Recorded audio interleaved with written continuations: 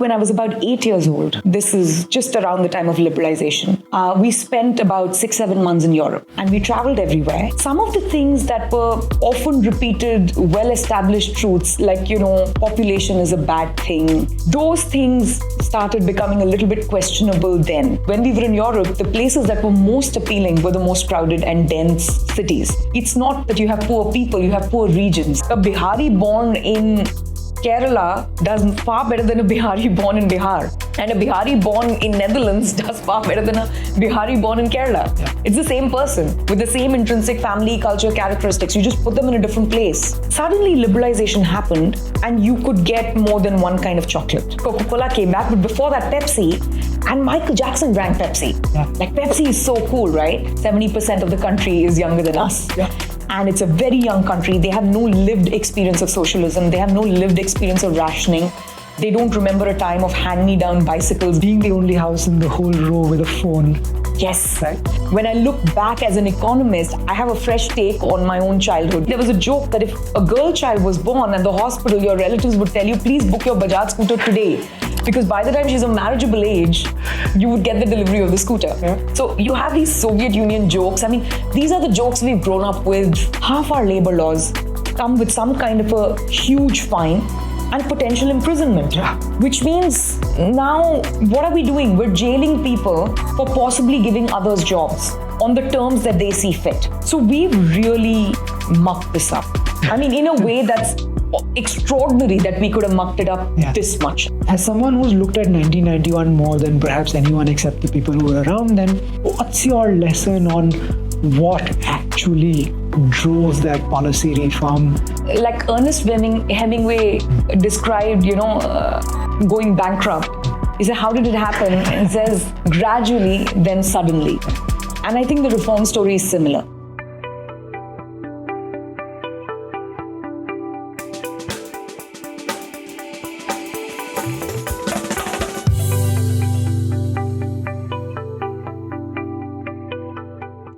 Hello everyone, thank you for joining us for another episode of Growth is Good. Today we have with us Shruti Rajagopalan, economist at George Mason University, senior fellow at Mercator Center. Very pleased to have her. Thank you for joining us, Shruti. Thank you so much for having me, Rahul. Awesome. Okay, so the way we do it now, it just evolved on its own, is that we ask everybody about their personal connect with economic growth. What are the stories that you noticed? How did you bring it all together? How did you realize that growth is something important, growth is something good? I think travel. So we traveled a lot when I was younger. My mother's a musician. She's a Carnatic classical veena player. She used to be a musician with the Vadya Vrinda Orchestra at All India Radio. And she also toured, as an individual, doing solo concerts. And she took us everywhere with us. And both within India and abroad. And I think when I was about 8 years old, this is just around the time of liberalization, we spent about 6-7 months in Europe. And we traveled everywhere. And some of the things that were the often repeated, well-established truths, like, population is a bad thing, and that, there are people who are poor, those things started becoming a little bit questionable then, though I didn't have an economic framework for it. But I realized that when we were in Europe, the places that were most appealing were the most crowded and dense cities. It wasn't like the Dutch countryside or something like that. It was London and Paris and very dense places. The second thing I realized is, even in those years, you would have taxi drivers from Africa or from South Asia, and they made so much more money there. And when you would speak with them, they're there to earn a living, to repatriate money back to their family. The same thing we saw when in our own homes in Delhi, right? All the household help and the people around us, basically, right? People who are doing the gardening work and people who are, doing the sanitation work, they all come from the countryside or the village. And when you ask them, their family was back home and they moved here to make money and send it back. And it's only much later when I became an economist and I started reading, what Land Pritchett has written and Michael Clemens, my colleague, about how it's not that you have poor people, you have poor regions. You just have people trapped in poor regions. So this became very clear to me that it's not about the person. If you just transplant a person from here to Europe, suddenly they're able to make so much more money doing the exact same job. right? And it's not about population. There are places out there in the world which are not populated at all, that are not at all appealing. And it is actually the densest places. My favorite places in the world are Hong Kong and New York and London, which are really dense. So I think that's sort of when I started picking up on whatever is being told to us in school is not quite what my experience That's of how the you world lost is. your religion. Huh? Yeah, that's how I lost my religion. But the more, and this is, now I know that this has to do with economic growth, but the more visceral thing that happened was in the early 90s, I was pretty young. Suddenly liberalization happened and you could get more than one kind of chocolate. That's actually my first memory of liberalization. That, until then you had Cadbury Dairy Milk and you had Amul. And now suddenly a few years later, you have Kit Kat and you have like a whole range of chocolates, right? You have Pepsi. Coca-Cola came back. Exactly. Coca-Cola came back. But before that, Pepsi. And Michael Jackson drank Pepsi. Yeah. Like Pepsi is so cool, right? We got our first CD player. And I think our first CD was a Michael Jackson CD because my sister was obsessed with him. So was mine. Dangerous. Yeah, Dangerous. Exactly. 1992. Yeah. So my sister loved Michael Jackson, which meant I loved Michael Jackson because whatever my sister did who was older than me was cool.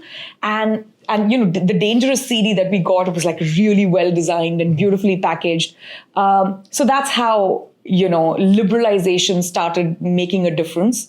My dad, worked in one of the government banks. So there was always talk of what's happening, with policy changes. We all read the newspaper.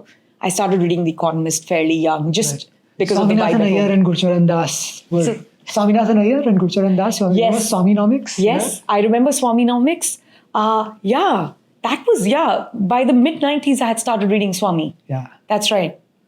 Because for me, and same generation, right? That was a big part of how I got onto this stuff. I forgot that's how far back my association with Swanomics goes, but you're right. Yeah. But and really cool story, thank you. And this liberalization thing, you've now done an extra cool thing with 1991 project, right? Like the homage that we all wish were there. I often worry, I think less than 30% of the country is 40 years old. Right?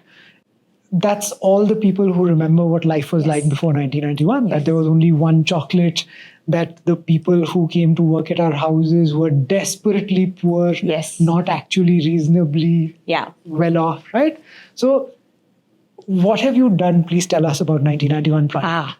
So the project started exactly the way, you just sort of set this conversation up. I have some very smart young researchers working with me. There's Shreyas Narla, there's Kadamri Shah. At that time, when we started the project, there's Prakhar Mishra, who's now at SAIS doing his doctoral work. And it was around the 30th anniversary of the 1991 reforms, which was 2001. And when we were talking about it, and these are just policy wonks, okay? They do this for a living. And they had no idea about life under socialism.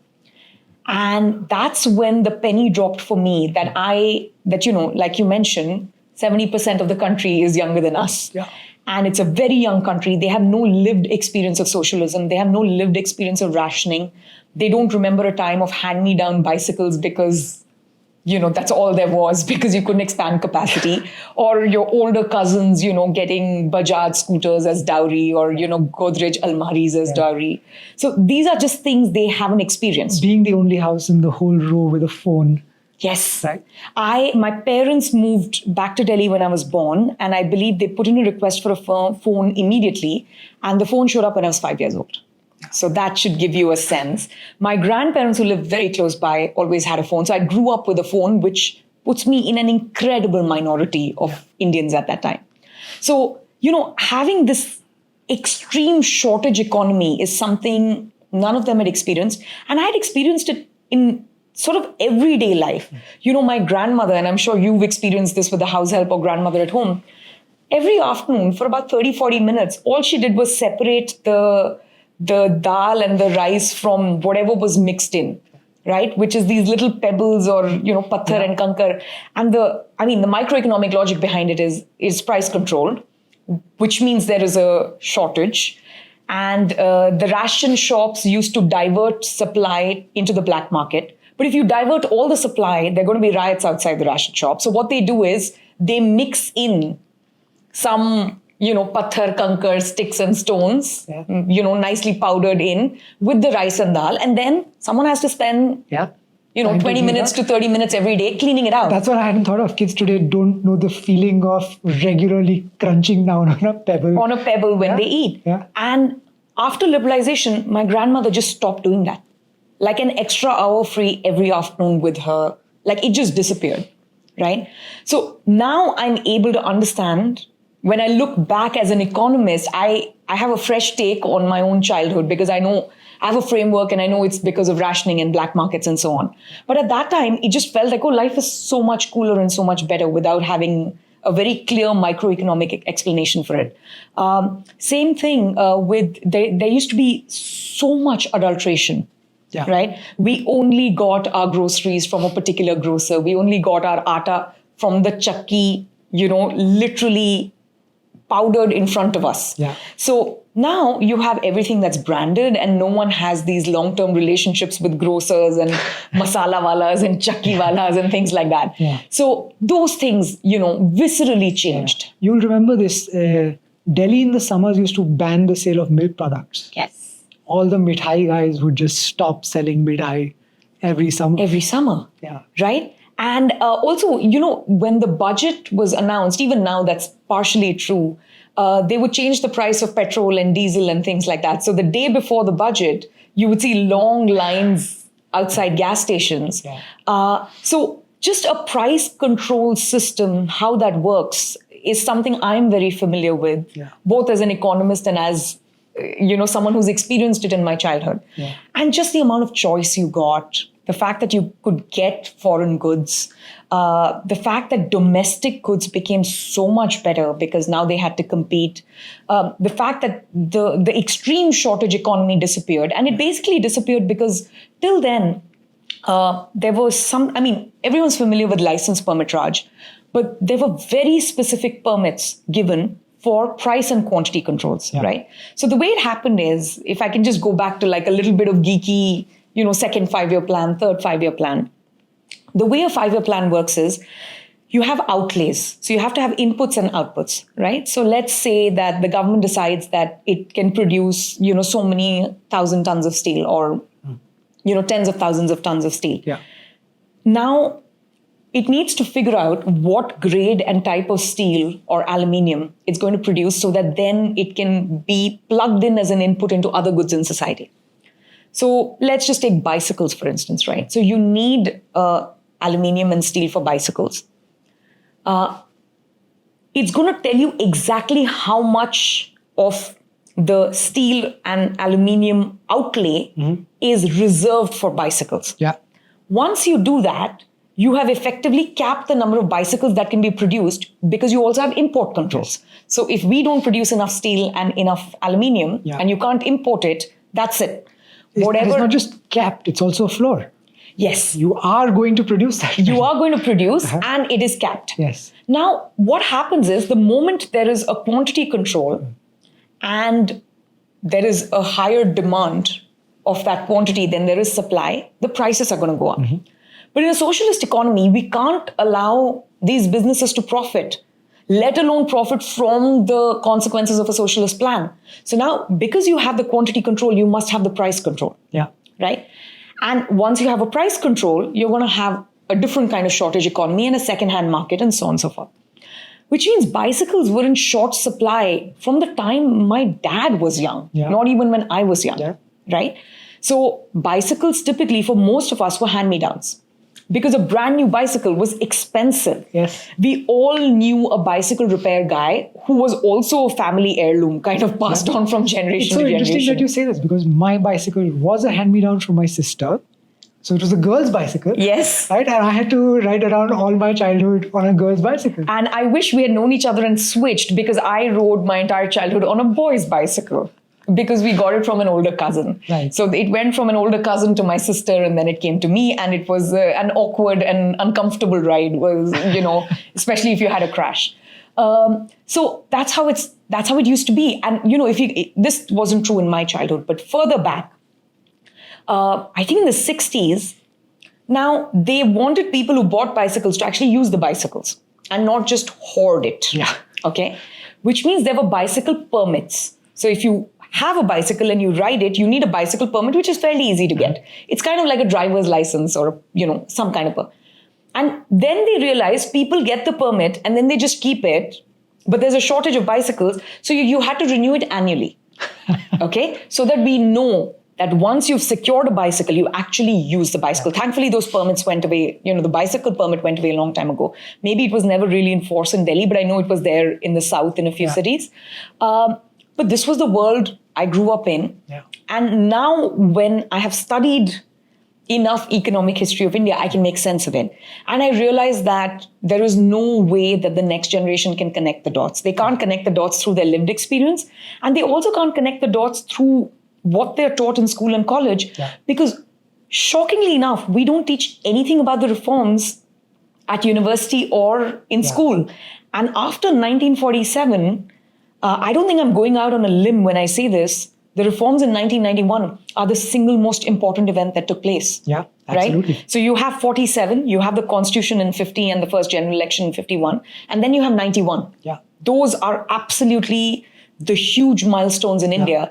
And this is not discussed.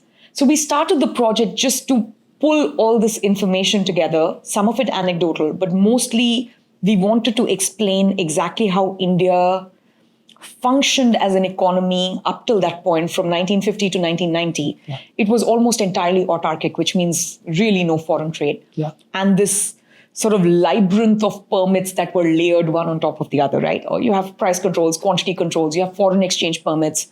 Yeah. When you have credit controls, you have capital mobility controls. When you pull all of them together, it just becomes impossible to either start a business or if you already have a business to expand a business. Yeah. Right. So the joke used to be that, once upon a time, like the Bajaj scooter was the absolute number one dowry demand. Mm-hmm. And the reason is the same. It was quantity control. Apparently, the leadership at Bajaj would go to Commerce Ministry every year to ask for an expansion permit and also to the Ministry of Industry, right? And they never got it, which means that the price would go up, but we don't let the price go up, which means something really bizarre happened with Bajaj scooters.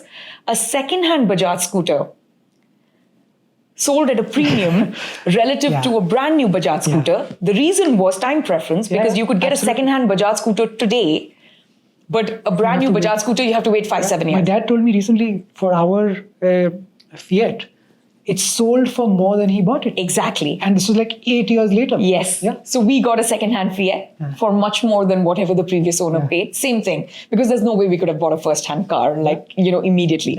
Yeah. So this Bajaj scooter became a dowry demand because it was the hardest thing to get. And, that's when you really want to squeeze the bride's family, right? Yeah. And eventually there was a joke that if a girl child was born at the hospital, your relatives would tell you, please book your Bajaj scooter today. Because by the time she's of marriageable age, you would get the delivery of the scooter. Yeah. So you have these Soviet Union jokes. I mean, these are the jokes we've grown up with at that time. And so, other than the jokes, we just wanted to discuss what happened. And the second thing is we're not very good at record keeping institutionally. We don't record oral histories with bureaucrats, when they move from ministry to ministry. And that generation, many of them are gone already. Yeah. So I think we just wanted to create a situation where we pull together some of the material in oral history, some of it is recorded in economic history, some of it is in expert committee reports, some of it is anecdotal. And we just wanted to pull it together. So it started as a pedagogical project. Then it became a bit of an homage. And now it's just, hey, this is how we managed to do reforms then. What can we learn from that to do reforms today? Right. So we also publish new essays about what needs to be done now, all under an umbrella called the 1991 Project, which just feels like a good landmark or kind of like our North Star, so to speak. We'll include a link to that. I highly recommend for anyone to. Thank you so much. Everyone I meet, I try and recommend this because I share the same motivations, right? And when I look around, I think the period from 1991 to up around 2004 still had this elite consensus that the movements that we have been making are good movements across industry, journalists, politicians, bureaucrats. And ever since then, first there was the activist pushback, right? And then there have been other kinds of pushback. And I feel like that consensus has now frayed. Right? We don't see any positive big reform movement. So while I love what you're doing, and this is a challenge I've put you before, right? How do we take what you're doing and make it a lot bigger? What do you see as next for the 91 project? What are the logical extensions? What can we do to really embed this in a better way into our national consciousness? So two things. I think one of the reasons the consensus broke was that the original set of reforms, I mean, honestly, they benefited everyone because the evidence is crystal clear. India managed to lift about 250 million people out of poverty. More than that. Yeah. I mean, now when I look back, now it's 35 years, right? So yes, absolutely more than that. And the second thing people don't realize is this was not just about markets, it was also about government. Government could not raise revenues to redistribute. India became a welfare state only after 1995. And the reason is it never had the revenues to genuinely be a welfare state. And revenues grew sevenfold, right? In nominal terms, even more.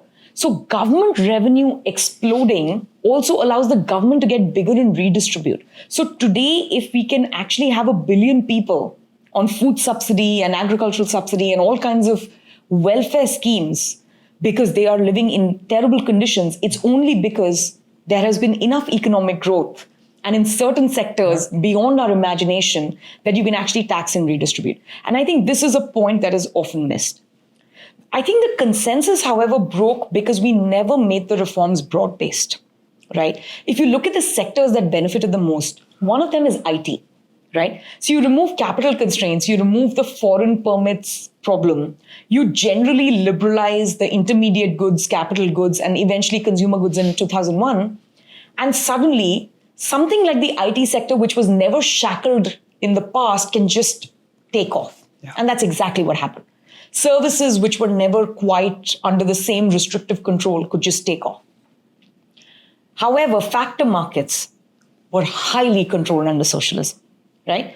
Because you controlled what could be produced and what could be sold, which means now we need to earmark the minimum size of a holding, the maximum size of a holding, what can be produced on that land, who you can sell to, who you cannot sell to, can you change the use of land, and so on and so forth. And we never did those reforms. One of the reasons we didn't do those reforms is we didn't have enough consensus at the time. The second reason is they're mostly state or concurrent subjects, like labor is a concurrent subject, land is a state subject. So it wasn't up to the union government to just do that. And a lot of the reforms that happened were caused by the socialist planning system that were written in by a stroke of a pen and could be repealed by a stroke of a pen. It didn't require too much new legislation. Right? Whereas all this requires a lot of new legislation, which means a lot of consensus building. And we never got that work done. That is hard work. That is state by state, building code by building code, municipality by municipality work, which we never did. And a consequence of that is we never allowed people who are trapped in rural areas and peri-urban areas to unleash their entrepreneurship. We only allowed elite English-speaking people who are in services, who can travel abroad, who can work in multinational corporations. They got there first. And of course, they earned a lot of money. They spent it. The economy grew as a whole. So I'm not saying the economy didn't grow or jobs didn't grow. But we never allowed a regular person who didn't have an elite education to say, you know what, I'm just going to start trading here and I'm going to stop farming or I'm going to join a factory. Yeah. Those opportunities were never available. The way Dr. Panagaria or Land put it, you don't let people participate in a global chain, and that would raise their productivity. Absolutely. So we've had two parallel chains running. There are those of us who are completely plugged into the global supply chains. Right. And there are those who are not even allowed to go past their local immediate chain. I think GST has changed that to a large extent. So now we have at least a within India, free trade zone, so to speak. But until then, there were checkpoints at every state. You didn't even have good interstate commerce between bordering states, right? The tomatoes would rot, right? So everything was hyper-local. So I think I mean, this has been dubbed many things. It's not been inclusive growth. We've had jobless growth. I mean, pick the moniker from whatever decade and The thing is, we vintage just you want. haven't had enough growth. We haven't had enough growth. That's all. We haven't had enough broad-based growth. Yeah. And I think that's absolutely the next step. So what do we need to do to answer your question? Factor markets. Yeah, well, that's on the reform question. I'm more on the opinion question, right? Like the 1991 project, right? Yeah. Opinions. What do we do? How do we take what you've done, make it bigger, better? Just stories, I think. I think we need to record the story of every single person who's tried to start a business, every single farmer who's tried to exit agriculture. It's incredible, right? Any farmer I talk to, they don't want their children to be farmers. Every movie star wants their child to be a movie star. Every engineer wants their child to be an engineer. How bizarre that in a society where the caste system has been entrenched for 2 millennia, the other profession which has been entrenched for 2 millennia, which is farming, nobody wants to farm. And that's because every single parent in the world wants their child to have a better life. And they know farming is unproductive. And they know that it is a fickle business, even with government subsidies. And they just don't want their children to do it. Right. Why does everyone want a government job? Because it is certain and stable and you know a paycheck is going to show up. Yeah. And the reason is the industrial jobs, because of the way we've shackled how we may hire labor and fire labor, means that no one wants to hire labor except on a very contract basis. Yeah. Right? If you really step back for a second and think about this like people to people, you run, an enterprise. Yeah. It's not for profit, but you do run one. I run one. We all run teams. I don't want to work with anyone contract to contract. Yeah. I want to work with people who'll stay. In fact, we're desperate for it. Yeah. Right? So on the demand side of labor, why is it that our entire industrial system doesn't want that? It's so bizarre. Why do they want a level of uncertainty and precarity? I mean, it's not bizarre at all, of course. No, it's bizarre in the sense that we've engineered this situation. We've engineered the situation. No, but what I'm saying is it's bizarre to imagine a world where we say that's what the factory owner wants, and it's so or the funny, manager wants. It's so funny. By trying to assure workers of stability, we have taken it away from them. And we're not offering workers stability, actually, because we're offering workers a chance at stability only if their skills exceed the minimum wage, which has been set by the government, which is not a market wage, right? So when you have unskilled labor, you have interns, right? Yeah. A lot of our interns don't deserve to be paid. I'm just saying it. Yeah. And the reason is they're typically like high school and college kids. Yeah. They need experience. We are doing them a service by training them, right? Which means that at zero wage is the market clearing wage for whatever skill they bring. No, negative wages are the market clearing wage. They should be paying, well, not us precisely, and they do actually. Yeah. In many market conditions, apprentices and interns used to pay for the privilege of learning. Yes. And that was a training program. Yeah. But I'm saying let's assume a zero wage at this point. But that's the wage. And the elite Indians would never stop their children from getting an unpaid internship. Right. Why do we stop poor people from working for factories at whatever wage they can negotiate? Yeah. And whatever terms they can negotiate? The poorer the person and the lower skilled the person, the more you're hobbling them by putting in all these bizarre requirements, which, by the way, we borrowed from countries that are at a stage of development that far exceeds India. It's bad for even them, but yeah, for us it's disastrous. Well, for them, it's irrelevant, right? For most workers in the United States, the minimum wage is irrelevant. That is not true in India. Yeah. The minimum wage set by each state in India, 60th percentile. Exactly. Right? Which means it becomes hyper relevant. Yeah. And now people can't, and if you violate it, I mean, you've done enough work on this. Half our labor laws come with some kind of a huge fine and potential imprisonment. Yeah. Which means now, what are we doing? We're jailing people for possibly giving others jobs on the terms that they see fit. So we've really mucked this up. I mean, in a way that's extraordinary that we could have mucked it up this much. I would use harsher terms, but and this is a family-friendly and student-friendly audience. But it's unbelievable what we've done. Yeah. by not allowing people to just contract with each other.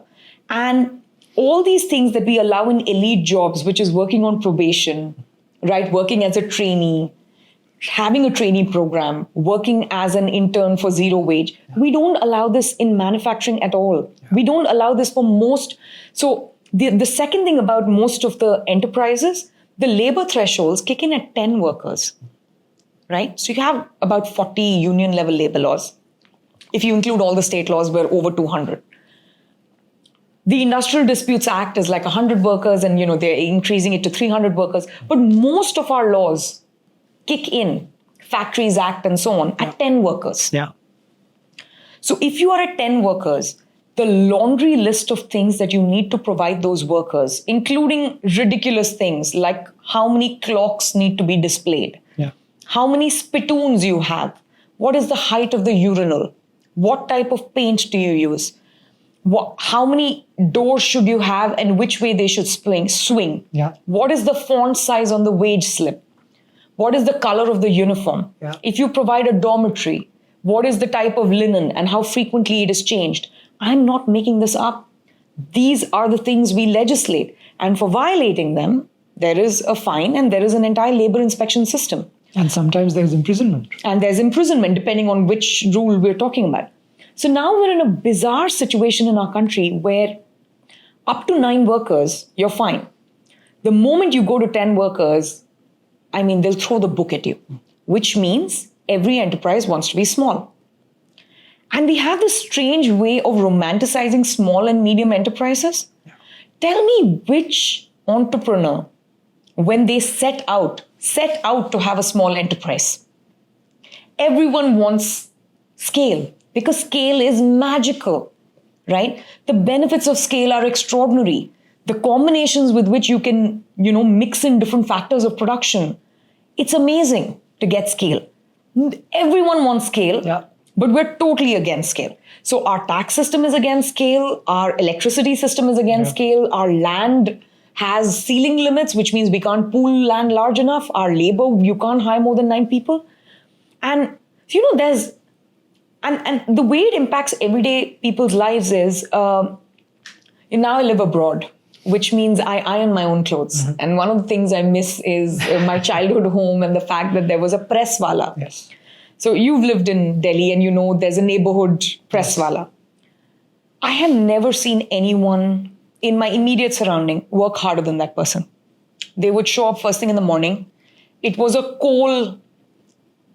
still is. Yes, still is. Still is. It's an extremely heavy iron with a coal energized press because there's no socket for electricity. By energized, you mean they put coal into the iron? Coal into the iron.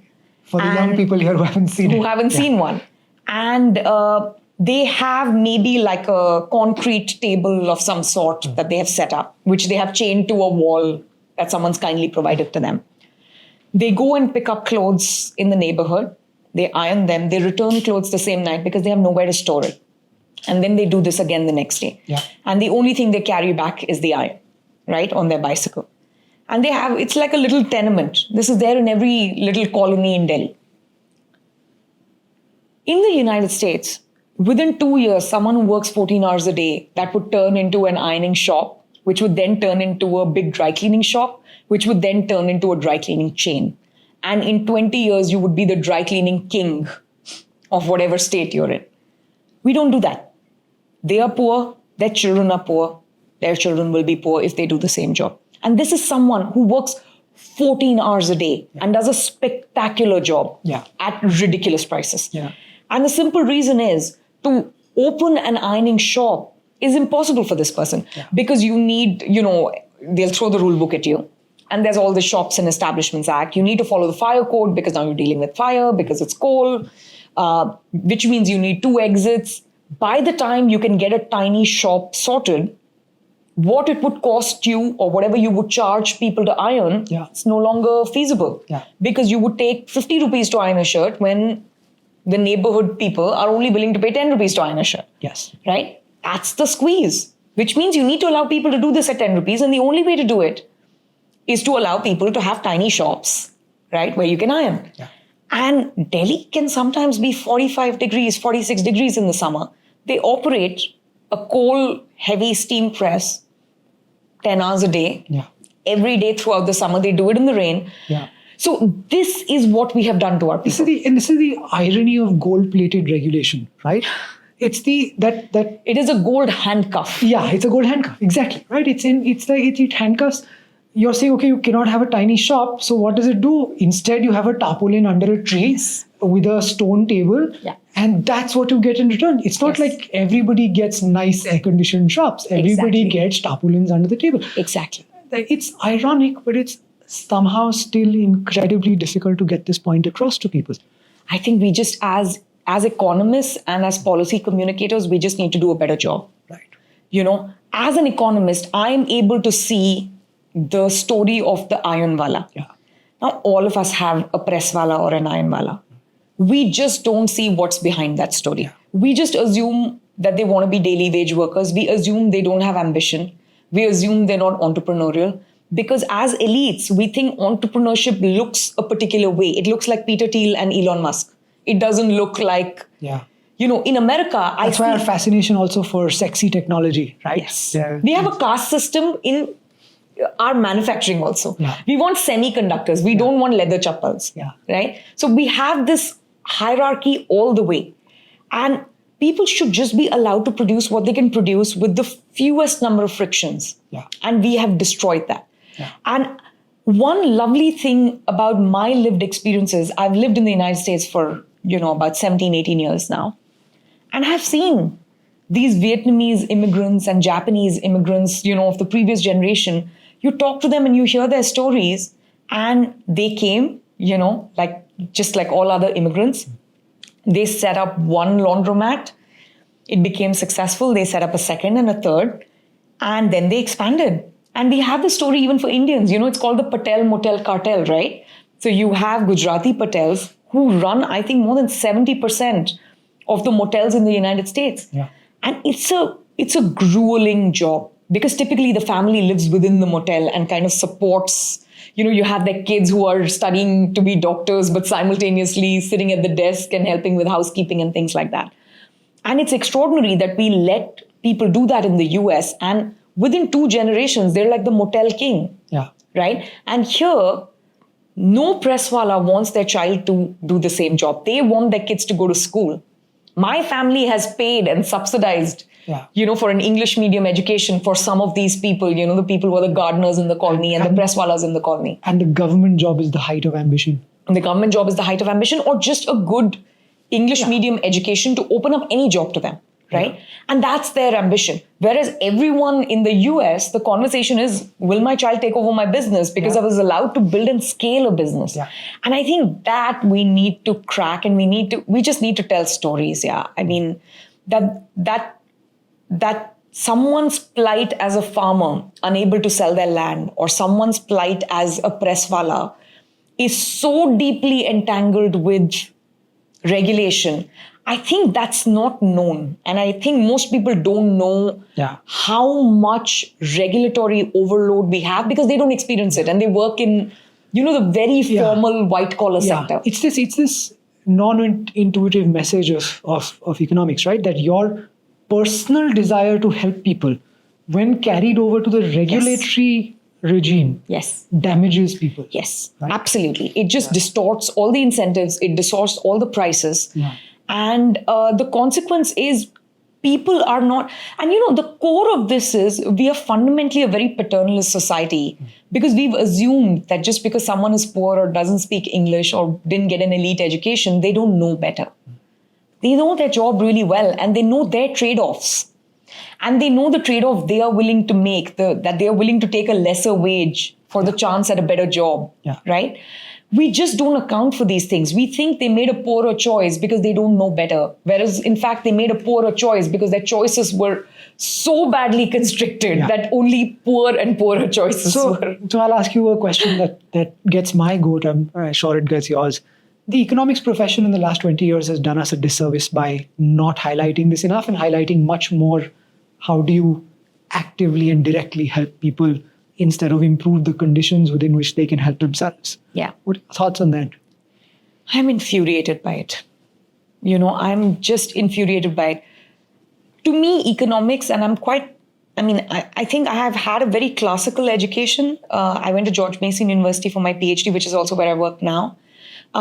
It's one of the last schools that still teaches the history of economic thought at the PhD level. So I've read everything. I've read Adam Smith, I've read David Hume, all the greats, John Stuart Mill, Hayek, Mises, everything.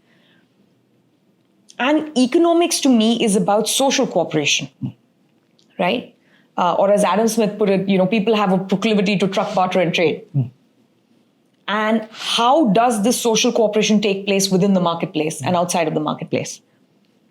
We've turned this into some kind of hydraulic science where you press a button or you pull a lever, right? And something will happen. And that's just not my mental model for an economy. So I think that's the broad level critique. The narrow level critique is the paternalism has seeped in even there. These people are poor, and they must be poor because they don't know better. And I'm personally and professionally so offended by that mindset. I mean, I'll be frothing at the mouth by the end of it, is how offended I am. That they're poor because they don't know better, right? Not poor because of a terrible birth accident that they were born in one of the poorest regions in the country. That's got nothing to do with it. A Bihari born in Kerala does far better than a Bihari born in Bihar. Yeah. And a Bihari born in Netherlands does far better than a Bihari born in Kerala. Yeah. It's the same person with the same intrinsic family, culture, characteristics. You just put them in a different place. The birth accident and everything changes.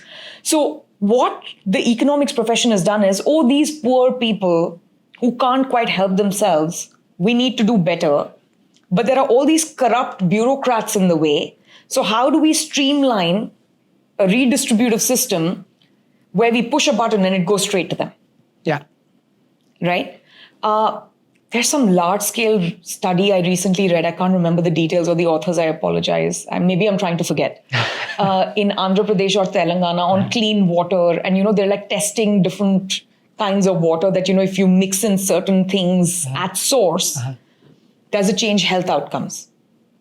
I want to know a single parent, and I'm going out on a limb now, in a country of 1.4 billion people. I have never met a parent in India, in any poor, uneducated place, who doesn't understand that water is really important and they need to give clean water to their kids. Not one. And I have really done field work in the poorest of places. I went for tsunami relief work when clean water was a really big problem. You know what the mothers did? They gave their kids Pepsi and Sprite and Maaza. Everybody knows the importance of clean water. Everybody. You don't need a large-scale RCT to convince anyone except the editors of the QJE and maybe a couple of bureaucrats who want their name in one of these journals. It's so arrogant and so self-serving. Yeah. I'm honestly aghast. And it doesn't help anyone, right? And to assume that poor people don't know that dirty water will kill their child. Yeah. I mean, are you kidding me? I can understand that there are some things which are further downstream, right? Maybe there's not as much understanding about some infectious diseases where it's not such an obvious connection. But clean water, sanitation, I mean, the moment a family can afford it, the first thing they do is they move to a cleaner environment. Yeah. They live in a slum or in a dirty neighborhood because that's all they can afford. Or sometimes they're trapped in a particular caste milieu where you can't exit the segregated neighborhood or something like that. So, and not to mention land's point, right? Which is that you give them the clean water and that's all they'll have. You take them to prosperity, they have so much, they have so much everything, more. Yeah. Right? And Land and I've had this conversation, about malaria nets and so on. And I told him, I said, Land, I've lived in very privileged environments. From where we're recording, I used to live a mile from here, a very nice neighborhood in New Delhi. I've lived abroad. I have never needed a malaria net. Unbelievable as it is. Because if you read the development literature, a malaria bed net is apparently crucial for my survival and existence. Yeah. And the reason is, I don't even know where to buy a malaria bed net except to go like at a camping store or something, right? Which I try to avoid as much as I can. Why would you need it? So there are many ways to skin a cat, right? So as they say, please don't skin cats. One is you can leave people in a dirty neighborhood where there's a lot of water pooled and there's malaria and dengue, and give them malaria bed nets and say, oh, that reduced mortality. Sure. Another way is improve the public infrastructure so that they have clean water and clean, sewage systems so that mosquitoes don't pool. Remove regulation so they can become the laundry king. Yes, right? And then they have better infrastructure around them. Yeah. And now if you really want to go, 2 degrees ahead, right? The second, third order effects, create an innovation economy where you'll have a malaria vaccine, which we now have. And maybe in 10 years, we'll have a dengue vaccine. Yeah. There are lots of ways to not get malaria. I have never had it, knock on wood, right? And distribution. And despite having never used a malaria bed net. This is the effective altruism irony as well, right? It is. Malaria bed nets are probably the least effective way to reduce malaria. Yeah. It's just the most effective way that an RCT has measured. Yes, exactly. And so the trouble with the economics profession, to go back to the head of your question, is they only want to study what is measurable in an extremely precise and robust way, as if we've lost all common sense. And I would really like to bring some basic common sense back into that. I mean, they pretend as if there was no literature before this, as if we didn't know that rich countries don't have a malaria problem, right? As if we didn't know that, there are actual real studies that, if you increase the number of schools, more kids go to school. Wow. You don't say. Yeah. Right? So this is the sort of thing, and I know not all RCTs are this stupid. Yeah. And I have colleagues who do some really good RCT work. But the focus is to get highly measurable, gold standard empirical results, as opposed to actually making people's lives better off. Yeah. And for that, you need a lot of common sense, right? Most of the regulation, you don't need to. We have an excellent study.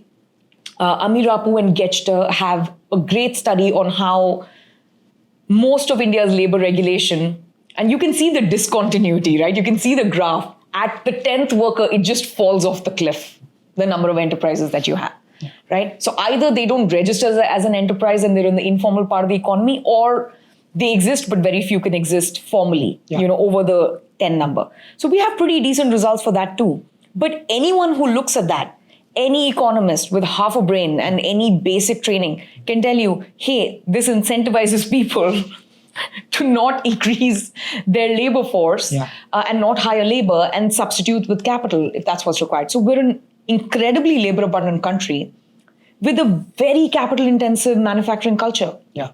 Right? We don't do the super labor intensive stuff. And maybe we missed that boat. I don't know. Some people say we missed it now because of automation, and that's wholly possible.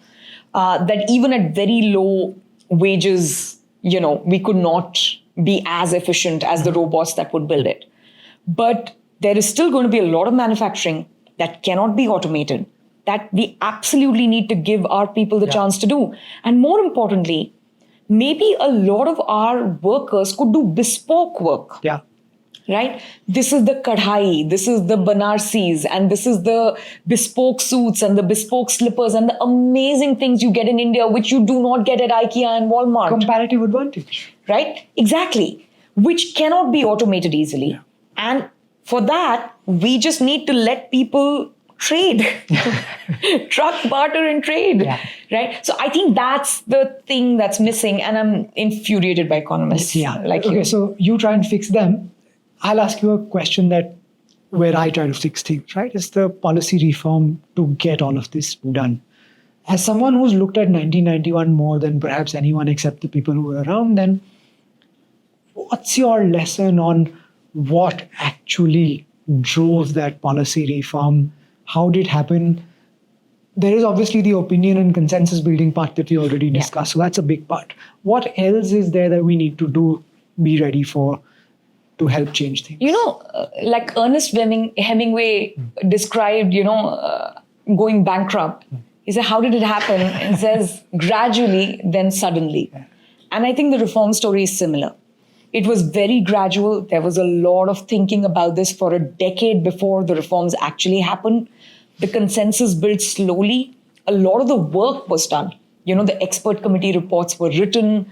There were things like the MDoc, there were draft legislation. I think Rakesh Mohan, and in his paper with Vandana Arora, they had pretty much like nailed down what needs to be dismantled in the industrial policy system. So a lot of this work had happened on international sector, a lot of it had happened on the domestic sector. And when the time was right, you could push things through. So it was gradual and then it was sudden, right, is what happened.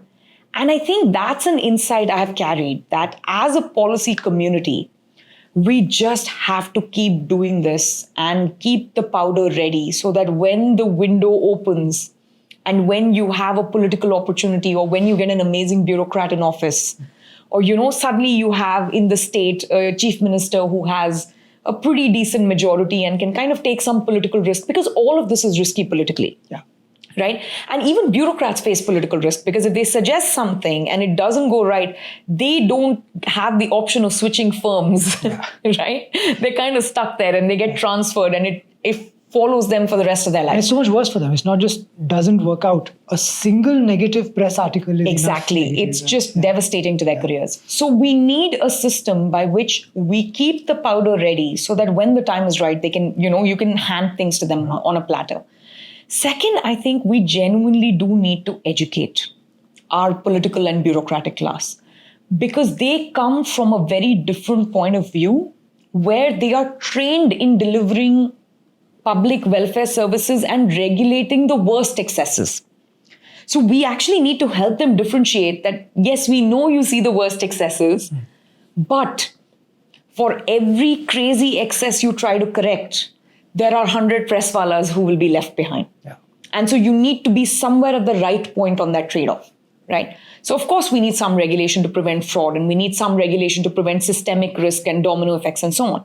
But where are we on that line? The best way to get no car accidents is to have no cars. Yeah. Ban all cars and only have pedestrians. 0 car accidents, right? Ban all swimming pools, 0 child drownings. And economists say terrible things like this, but the optimal number of car accidents in society is not 0, right? And so we need to be at the right point on that trade-off, and we genuinely need to help them get there, because it's not obvious what the right point is. Okay, it's not that the optimal point is not 0. The optimal point is not a decided 0. Yes. It's the social optimum is where trade brings it to. Yes. And it could well be 0. Yeah. If in the future. Exactly. In the future, cars, we could have, it could be 0. Yeah. But given today's technology and given the trade-offs today. You shouldn't say it is going to be 0. Yes. Nor should it be a normative goal that you wish to hit. Yeah, exactly. Because then the only way to do it is to ban all cars. Exactly. So I think we need to help our policy class, the political, the bureaucratic, all of us who work in policy. We need to talk to each other and not make it seem like, all this is so obvious. It's like, yes, there are trade-offs to be made even in policy. How can we move towards a direction where people have the most freedom that we can, that they can afford? Right. Basically. Right. That I would lean towards liberty and freedom and only clamp down on the worst excesses. And I think that's it's a tough place to be, especially because they're driven by the status quo, and the status quo is the socialist scaffolding. Absolutely. Right? If we came from a status quo of no regulation, I doubt they would end up here. Any equilibrium is hard to move away from. Exactly. Yeah. So, and I think makes perfect sense, and this is something that we want to actually do ourselves. Hopefully this conversation is part of it, right? Is move people towards these ideas. But I want to shift you away a little bit. This is not just an India problem, right? I think the overreach of the regulatory state, the push for greater redistribution is just much louder today than I was expecting to see it, frankly, given just how badly all of these things performed for so much of the world. And suddenly we seem to have forgotten in just 10 or 15 years all of these lessons is a little shocking to me. So one, I want you to weigh in a little bit on that, right? Increasing government spending across the world. It's a secular trend. Every single country is increasing. How do you think about that? What do we do?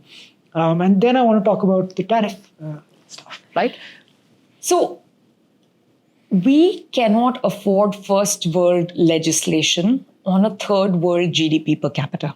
1 billion people in India live at just above sub-Saharan, Africa levels of GDP per capita. So we are at, 2,000 and change, right? China is at about 13,000 and change, and the United States is about 60,000 and change. North Korea will be at about 34,000 and change, somewhere there. That's where we are. And the US is higher, but okay, sorry. Probably, right? So I'm just using some very... It's closer to 100. But maybe I'm wrong, sorry. Yeah, so, I'm using the same international scale for Fair. all of these. Fair. Depending on how you measure, you can also get GDP per capita at 6,000 in India, right? So I'm using, I think, 2015 USD prices, international USD prices. So China is 5 to 6-fold richer than us. So what regulation they can afford, both in terms of people willing to have that regulation and give up their prosperity, and the government having the state capacity to enforce it, is completely different. South Korea is more than twice as rich as China, and their ability and their trade-offs are completely different. And the United States is twice as rich as South Korea, and their trade-offs are different. So my colleague Alex Tabarrok and I have this paper on premature imitation, where Indian elites just borrow the best practices, right, from the rest of the world, as if we are at an income level where we can afford those best practices, right? So an example of this would be getting an incredible iPhone and giving it to a poor family that doesn't have electricity and doesn't have a socket where they can charge the iPhone. That's the equivalent, mental example. Yeah, I think a white elephant is the classic. The white elephant is the classic. And more appropriate, because you require the poor family to keep the elephant alive and in good health. Yes. Right? The iPhone, at least they can just keep away. That's actually true. And, in Bihar, we have examples of this with the MRI machines, right? So there's there's a very clear mandate on what kinds of machines can be brought in, and, which hospital needs to have a minimum number of machines of what kind. And Bihar government cannot supply reliable electricity, which means a lot of the voltage surges and, the shorts that happen, they ruin the machine. Bihar also doesn't have enough technicians to repair the machines. So you walk into these places in Bihar, which technically have an MRI machine that is just being used as a storage unit to just dump things, because it can't actually be used as an MRI machine. Yeah. Right? So you give this to a place, they actually need to maintain it. They don't have any resources to maintain it. They try to spend money on it. There's a demand for it, but they can't quite make it work. So white elephant, giving MRI machines to regions that have no electricity. Yeah. These are the kinds of crazy things we're doing with our regulatory system. Yes. So one, our businesses, the richer your business gets and the richer you are as a society, the more you're willing to be a little bit more aware of the kinds of externalities you cause, or the kinds of labor relations, exploitation, or anything, any extractive thing that an entrepreneur does. And they do some things on the margin. And the reason is quite simple. One is they made themselves realize that, hey, we need to live in a cleaner environment, right? My children don't need to smell this horrible pollution from the brick kilns, or maybe I should get a better technology. So some of it is self-serving, but you need to be at an income level where you can make that choice. Right? Sort of like the presswala. He would love to have the shop, but if he has the shop under the current regulation, it's going to cost 100 rupees per shirt or 50 rupees per shirt to press. Yeah. Whereas the market and society are so poor at the 2,000 GDP per capita, they can only pay 5 rupees. Right? So if society gets richer, society is willing to pay him 100 rupees, which means even with bad regulation, he can still manage to have the shop. Right? So that's the basic intuition behind it. The second part of the intuition is then the state can also enforce its regulation, right? And we've managed to get away because we don't enforce most of our bad regulations. So we pretend like it doesn't exist, but it does exist because there's arbitrary enforcement. Yeah. The labor inspector can show up anytime. I have conversations with bureaucrats all the time. Yeah. And they say, Shruti, you talk about decriminalization and people going to jail. Tell me 10 people who've gone to jail for labor violations. I'm like, yeah.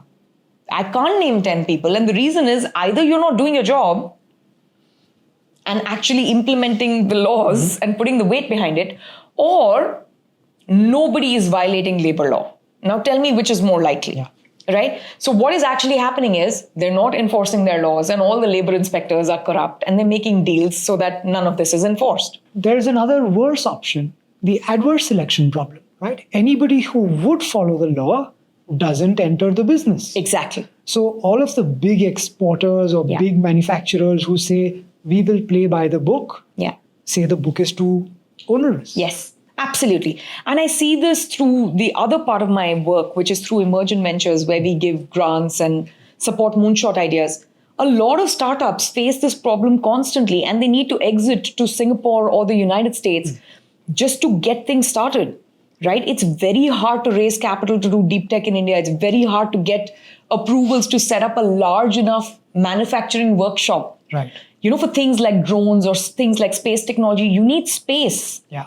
Right? You need lots of people. Yeah. Sometimes you need to, store certain hazardous material or chemicals and things like that. For all of it, the regulation is so onerous that they can't quite do it there. They'd rather do it in Indonesia or Vietnam. And that's the answer to why our startups focus on consumer tech and There you not go. deep tech. Yeah. And I mean, there are a number of reasons beyond just regulation. A lot of it is capital mobility restrictions. So that's, on the top end of it. That's not a regulatory issue. That's like a really macroeconomic problem that we have, the way we run our monetary policy. But this is just, the same theme keeps coming back, right? So we just have to resolve some way of getting to a point where we say, hey, even regulation is a luxury. Yeah. We need to have the regulation that we can both afford as a society, because regulation is expensive and you need to pay for it in consumer prices. Yeah. And regulation that our governments can enforce through the revenue that they raise, which also requires a rich society. So unless you get to that point of development, there's no point in having this. And if you look at the experience of the United States, the UK, all of Western Europe, all the rich places, their child labor laws and minimum wage laws came well after those problems were almost gone. Yeah. Right? You can't legislate those problems away. I often say that they became rich before they became regulated, and that's why they became rich in the first place. Exactly.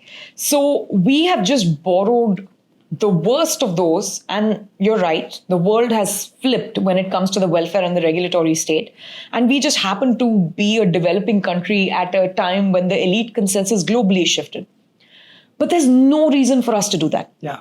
We're an extraordinarily large country, which gives us the benefit of scale in everything, including our policy community. Yeah. We have a very elite policy community that could actually figure out homegrown solutions. Yes. And I don't just mean in New Delhi. I've gone to the States. I've spoken to people who do policy work at the state level. They know what needs to be done. One of the most bizarre conversations I've had is with labor union leaders, right? They want the labor regulation to go away. Right. The reason is, right now, they have no membership because it's all informal. So even if you're a labor union leader who actually wants, better labor conditions for everyone in his or her union, you still want lesser regulatory overload because right now no one's getting hired full time, which means they are not going to be part of the union to start with. Yeah. Right? No union due paying members. Right? Exactly. Yeah. So labor unions have collapsed. Yeah. So I sometimes, in a tongue-in-cheek way, I say I would love to see very large labor unions in India because that means we have very large-scale manufacturing. Yeah. That means that old world textile mill worker situation that we saw in all these Bollywood movies. I would love for that world to come back. I would love for those problems to come back. They don't exist now because we've pushed them into the darkness. Yeah. These workers exist only on a contract basis, sometimes on daily wage. How much good work can be done on a daily wage? Yeah, right? Absolutely. Cool. Okay, so this is the current hot topic. We don't know what the situation is going to be when the video actually comes out. So instead of trying to do current affairs or rehash the classic argument for free trade, which I think many people know this may not add value, I'll give you the version of protectionism or sort of tariffs or trade barriers that I find the hardest to rebut, right? And I'll let you do my job for me. It's the China demon, right? Like, which is to say that China has built a massive system of financial repression, subsidies to manufacturers, all a lot of deregulation as well. And it's this combination of things that makes them hyper competitive, right? They actually, people will say, they will sell you finished goods cheaper than raw material, right? So if you open up your trade, you will not do anything, right? And so your industries get destroyed. And in particular, again, steel manning, the strong version of this is that, let's say, industries like steel or chemicals, right, where a large installed base is important for scale and competitiveness, they wipe out that large installed base by doing this kind of stuff, the classic dumping style argument. And then where does that leave you when China decides to play whatever strategic games it wants to play? Because China is not an econ trader player, it's a strategic agent player. How do you think about this? You don't have to answer it necessarily, but how do you think about, how do you approach this? So let me first leave China out of it for a minute and just do this at a domestic level. There are a few ways to make something like, say, bhel puri, right? Bhel puri has many different component parts.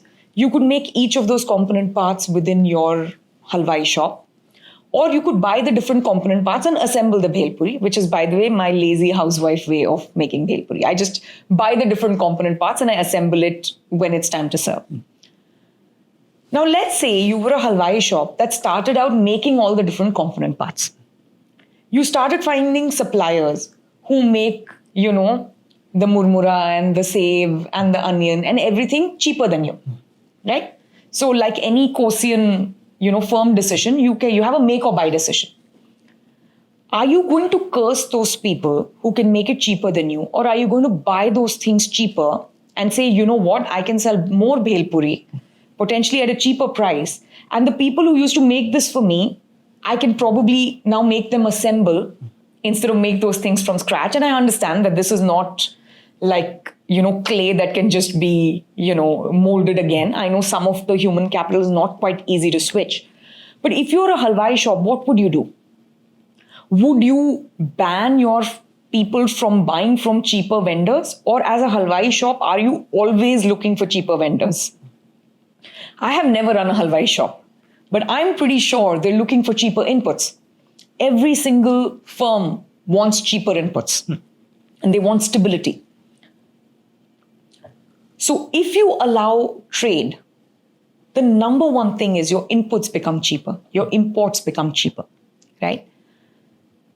If there are firms within India which can make them cheaper, then they will exist and they will be competitive. And if they can't, we should at least allow the firms that are making something else, like the bhel puri, to still make it cheaper because they can buy the papri, just off the rack. And to say that we don't want to spoil the lives of papri workers, so we'll have fewer bhel puri sellers altogether, seems like a terrible trade-off, because frankly, I love bhel puri, right? So this is now what's happening in the international setting. Right. We're saying that there are certain countries which offer us cheaper inputs, but we won't have homegrown cheaper inputs. So we will have high protectionist barriers. But what people don't realize is that makes our exports uncompetitive. Your bhel puri is going to be more expensive if you have to buy the papri from the most expensive guy or make it yourself in the most expensive way. So if the goal is that there should be more bhel puri exported or sold in this instance, you have to allow cheaper inputs, right? So, there's a complicated way of saying this. Our tariff lines are weird. We have what is called tariff inversion. The imports are so complicated and expensive that we actually don't have manufacturing of the exports that need those imports in the first place, because then they're not competitive in the global market. This is one part of the problem. Now, saying that we don't want to be reliant on one vendor, I understand. You want to have 3-4 papri suppliers, right? So you want some way by which you can have, 2-3 people. You may also want to have, in the bhel puri example, maybe one of your staff members who knows how to make papri in a pinch. Sure. If there is a pandemic or something crazy happens, so that your shop doesn't end up as a failure. Sure. That I can understand, but that can't be done by tariffs. You can say that there are some inputs like steel or something else which are so important. Give them a subsidy, right? Domestic subsidy, which is highly targeted, but don't mess with the tariffs. How would you target a subsidy like this? Tell us what is so crucially important for the safety and sovereignty of India that if we didn't have that, there would be a problem for most manufacturing. I'm pretty sure the list is tiny. Very tiny. And second, lower tariffs with countries other than China, right? Join multilateral trade conversations, join RCEP, which we didn't, right? Which means we can't trade well with Vietnam and Cambodia and these other countries that could send us inputs really cheap. Now, if India doesn't have a comparative advantage for all the regulatory reasons that we just talked about, when it comes to making the papri, maybe it still has a comparative advantage in assembly and in making the bhel puri, but we're stopping that with the tariffs, right? The second, and this is a really uncomfortable reality, the protectionism basically has made Indian homegrown firms lazy, and I'm sorry, there's no charitable way of saying it. We've had auto industry protectionism pretty much our entire history. Right. I don't know a single Indian automobile which has turned out amazing. Infant industry. This is an 80-year-old infant, which is not competitive at all. Yeah. At all.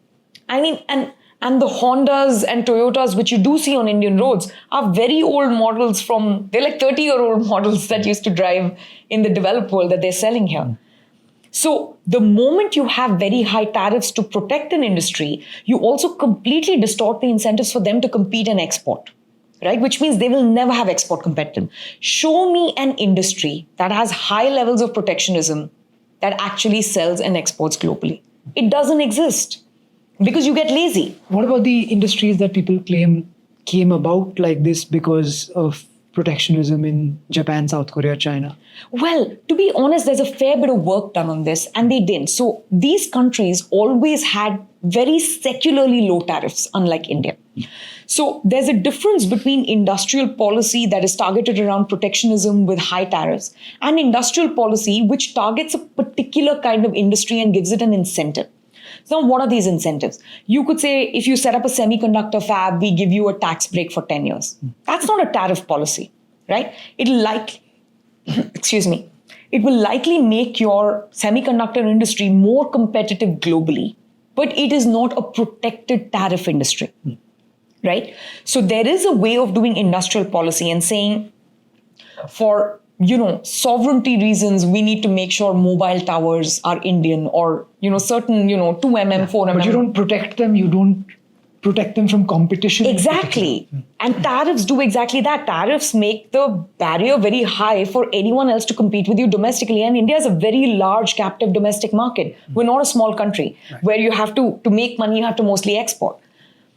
The second thing is all these countries have what I like to call tiger industrial policy or tiger paternalism. This is a bit like tiger parenting, right? So I live in the United States, and the sort of Cliff Notes stereotypical tiger parent is we will give the child everything. We will send you to the best schools, we'll get you the best tutors, but you must absolutely come first in class and excel in math Olympiad and spelling bee and work hard and do well.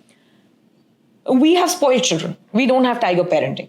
Those countries, when they did give these incentives, if the companies did not perform well in the export markets, the government took those incentives away, right? So if you have protectionism, not only do you not face the competition and have no incentive, but on top of that, if you provide all these tax breaks and subsidies, now you're just running a cronyist economy where you're spoiling your kids, you're giving them the best tutorials and the best schools, but you're not expecting them to perform in any way, and you're saying, Mera Raja Beta. All our firms are Mera Raja Beta for the paternalist government. Yeah. So in some ways, this all comes back again to, even if you want to do industrial policy, the first order of business is to reform and make it easy for people to operate and compete globally, and then you can help them over and above that. It can be a package, but it cannot be just protection and then do what you feel like. And the other part of it is, I know there are some success stories in Taiwan and Korea, especially Taiwan and semiconductors. But we don't have very good evidence of the counterfactual, right? So sure, industrial targeting worked in this instance. What are all the instances where it didn't work, and at what cost did it work? Yeah. This is a question that is unanswered by the industrial targeting community of economists. I think it's hard to study, right? So I can understand why. There's a survivorship and a success bias that you can point to. Massive, yeah. The other part it doesn't explain, and Arvind Panagaria has this fantastic book on free trade where he talks about the South Korean, the Taiwanese, the Indian experience in different chapters. He, and before him, Larry Westphal, who had was a World Bank economist and worked a lot on South Korea. In the 60s, one of the biggest exports, I think 10% of South Korean exports, maybe I'm getting the number wrong, was human hair. Yeah, the first thing. Please point out the amazing industrial policy and industrial targeting that figured out the comparative advantage of human hair of South Korean women and managed to turn it into an export economy. And now they're too rich. Yeah, they're too rich. And both Dr. Panagaria and Doug Irwin make this point, right? That later when they did try heavy industry targeting, it didn't work. Their growth slowed down. Your ball bearings and all these other things that they tried to fix, and chemicals. Sometimes you also have accidents, right? You had a protection that existed for a certain number of years. You managed to develop some competence in that. But the moment you open up to free trade, it competes. So, this is like Serum Institute and stuff like that. So, people say, vaccines were one of these targeted, protected things. Sure. But the moment you remove the protection, they survived and they competed. Yeah. Which means it's not the protectionism. It's the removal. It's the removal of protectionism. 1 in 3 vaccines globally comes from Serum Institute. That's extraordinary. Yeah. That is a model you want to pursue, right? So what can be done?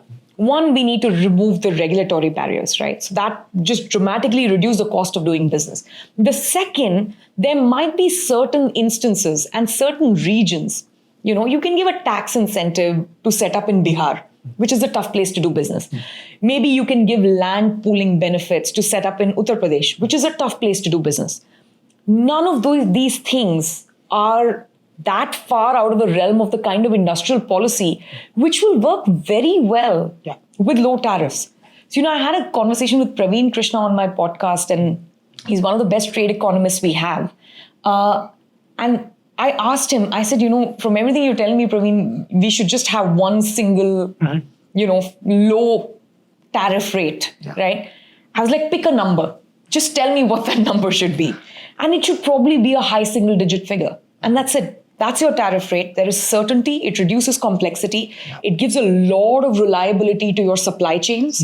It doesn't cause the cost of your inputs to keep fluctuating. It reduces customs back and forth. It reduces back and forth. It allows you to plan 4, 5, 10 years in advance because you know what supply chains you can rely on. And that's the way to do this. So I would be against protectionism, even though I know the wind is blowing in a different direction and we're in a world of retaliatory tariffs or whatever nonsense is going on in the world. But India would still benefit by having low tariffs, low protection, because then we can have export competitiveness. Well, in today's day and age, that's as good a message as any, I think. So thank you so much, Shruti, for being on with us. Thank you so much for having me. I love all the work that you're doing. And I'm just really excited about any individual community policy group that is working on economic growth. It is really the tide that lifts all boats. And may we all help that tide along. Thank you. Thank you.